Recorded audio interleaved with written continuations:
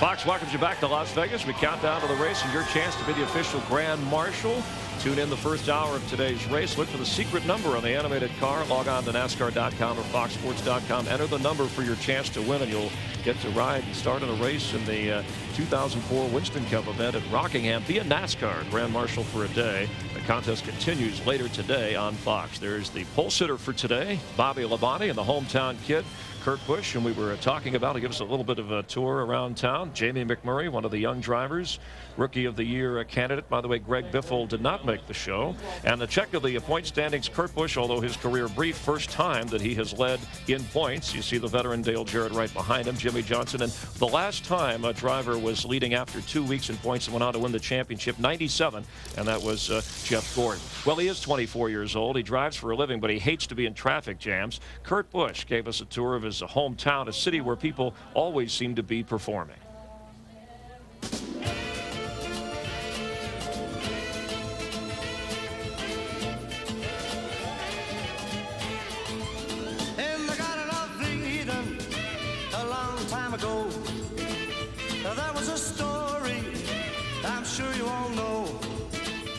This will be the first stop right off the plane.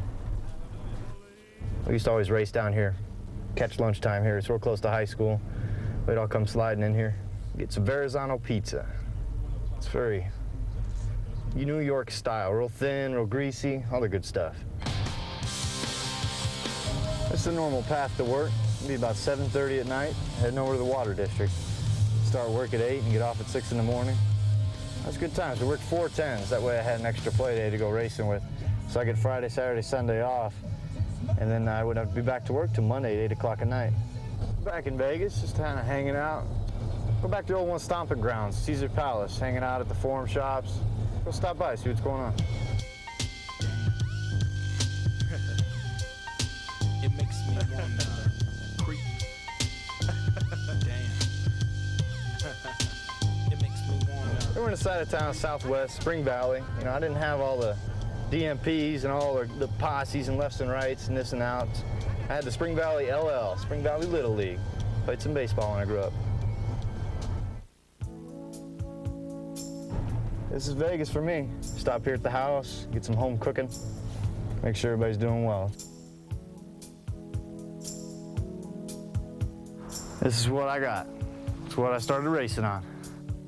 I was 8 years old and running with a dime in my hand to the bus stop to pick up a paper from my old man.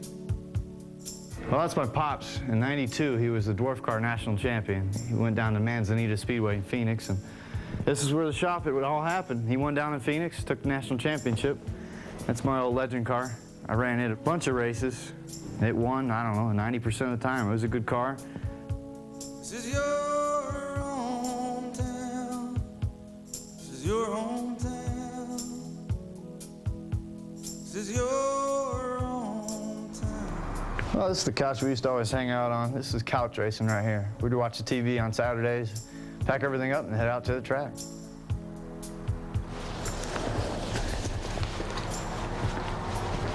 Nothing's changed. It's time to head out to the track, go do some racing.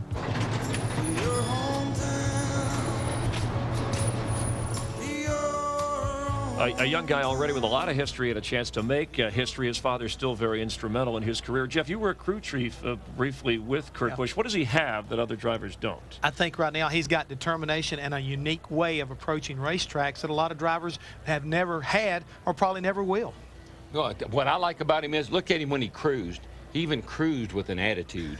Kind of laid back in there. Yeah, he's just got that attitude. He's got what it takes to be a winner. For a mild-mannered guy, you know, who looks, he said he doesn't have a posse, he can be out on the track. He can be very aggressive. Very aggressive. I mean, he's gotten into some things already with people, and you would think the mild-mannered guy who can attack you. But I think right now one of the key things that makes him so successful, like a lot of drivers like Darrell Waltrip or Dale Earnhardt, he comes from that grassroots family racing background. I think that's what makes him successful, and for some reason he's got a lot of heart. Yeah, the other thing is he had a couch We just had a bench. Yeah. Bench race. But it's nice to know that he had a couch. He hasn't forgotten his roots as we get a live look at Kurt Busch getting ready for today's race. Let's go to our pole sitter who's standing by with Dick Berger. Dick? Well, actually, I'm sitting by in the back seat of a convertible with Bobby Labonte. This is Las Vegas. If you were going to set odds on yourself to win the race today, what'd you give yourself? Well, like I told you earlier, I'm not very good at stuff like that, but I'll just say I hope they're good. I hope the odds are good that we'll come out of here today with the victory, because that'd really be neat. But these guys have worked real hard on the Interstate Battery Chevrolet, and we've got a good race car, and we've got a good shot at it. So we just need to keep our nose clean and stay there all day, and have a chance there at the end. Good luck to you. Let's go to Jeannie Zelasco. Well, this is Las Vegas, where it is all about the numbers. And try this on for size. A first and a third. Those are Jeff Gordon's finishes in odd-numbered years at this track. And if the practice and qualifying numbers are any indication, that trend should continue. So why is this car so fast? Well, crew chief Robbie Loomis told me it's because they decided to come out here and test with teammate Jimmy Johnson. Double the numbers to work into the car and maybe double the success. Steve? Well, Jeff Burton has 2 Winston Cup wins here at Vegas, 2 Busch wins, almost a third yesterday. He's led more laps, 204, than any other driver. Jeff Burton, why do you like Vegas so much?